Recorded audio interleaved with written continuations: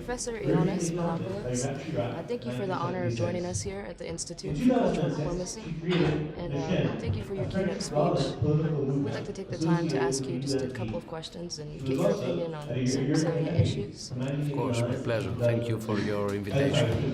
Yes. While grabbing the opportunity and considering that you're having a scientific background, I would like to ask your opinion about a certain issue that's around the Greek political system. And you're an environmentalist and an expert in hydrology.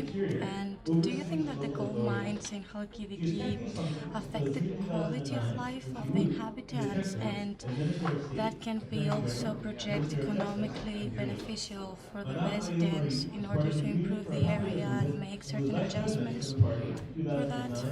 It's not only the economic benefits that should be taken into account, but all the aspects, the economic, the environmental and the social aspects should be taken into account, should be considered on an integrated way.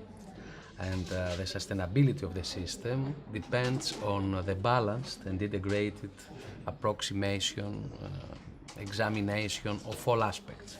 I'm afraid that the environmental impacts of this huge project are being underestimated, which means that the carrying capacity of the fragile system of Chalkidiki has been underestimated, and the economic aspects of the project have been overestimated. In simple words, I think that this project is too much for the fragile environment of Chalkidiki. Speaking about sustainability and integrated approach that should be considered in the area. It's a part of the further development process that requires to be done in Greece in order to overcome this economical crisis. Yes, but not by damaging the environment of Greece, because you know that the physical environment of Greece is the base of economic development as well, through tourism, for example. So the total, the integrated approach should be taken into account in order to have a sustainable development. And of course, certain regulations should be made in order to start a project or not. We have a long road in front of us, ahead of us, in order to reach to a sustainability situation in my country. What is the situation in Greece concerning the universities? Do you think, apart from the economic crisis, that the country is facing an educational and cultural crisis as well? In my opinion, the university crisis, the education crisis, is independent from the economic crisis. I mean that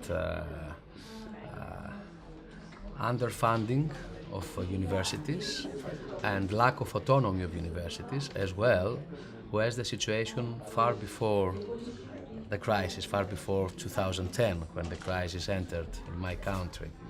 So when universities don't have public funds or have very low public funds, and when they don't have autonomy, then the universities cannot be developed, cannot go ahead.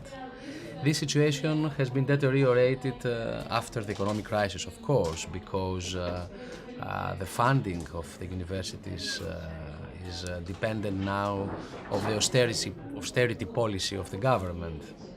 I think that the major problem in Greece is that it is the last country in Europe which considers education as a cost and not as an investment. I think that the solution of the problem, of the education problem in Greece, and the exit of the educational crisis in Greece deals with this principle. We have to understand and we have to implement the principle that education is an investment and not a cost. If we do this, I think that we can exit the crisis we have now in universities in Greece. Okay. Since we are here in the ICT, we would like to discuss a bit about cultural diplomacy. Yes. Cultural diplomacy is a term that it has been established the last decades, and in some countries it's not really wide known, especially to Greece, for example. But do you think that the cultural diplomacy can be the diplomacy of the future and could provide solutions to certain issues? I strongly believe this because if you want to make somebody friend, you have to share with him certain common cultural values. The way we think, the way we enjoy ourselves, the way we eat, the way we live, our cultural values, influencing a lot our lives and influencing a lot the way we make friends. So I strongly believe that cultural diplomacy is a very critical component of our lives and of our future, let's say, foreign policies.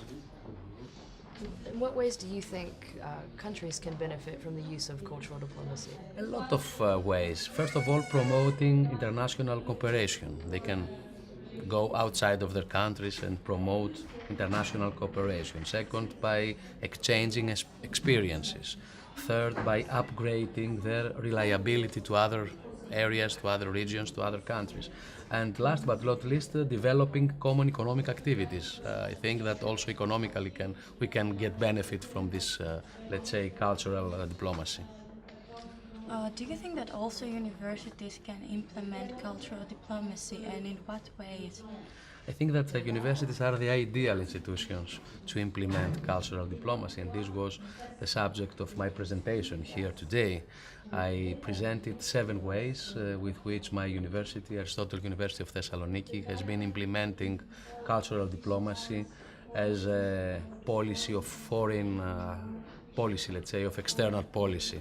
And we have established certain centers, scientific centers for Aristotle studies, for example, as our name comes from the philosopher Aristotle, through international scientific agreements, through educational agreements, through research and development projects we are establishing and developing also with other universities coming from other continents or from other countries, and also by inviting foreign students in our summer camp, trying to deliver courses with Greek language, with Greek history, Greek culture, archaeology, philosophy, for example, Greek drama, traditional ways of, yes. And I think that all these initiatives can help to cultural diplomacy. I think that the universities are very critical components and very important tools in carrying these policies of cultural diplomacy. Well, thank you so much for your time today. Thank you very much. It's an honor and privilege to speak with you. It's an honor and privilege to speak with you too. Thank you very much. Thank you. Thank you. Thank you.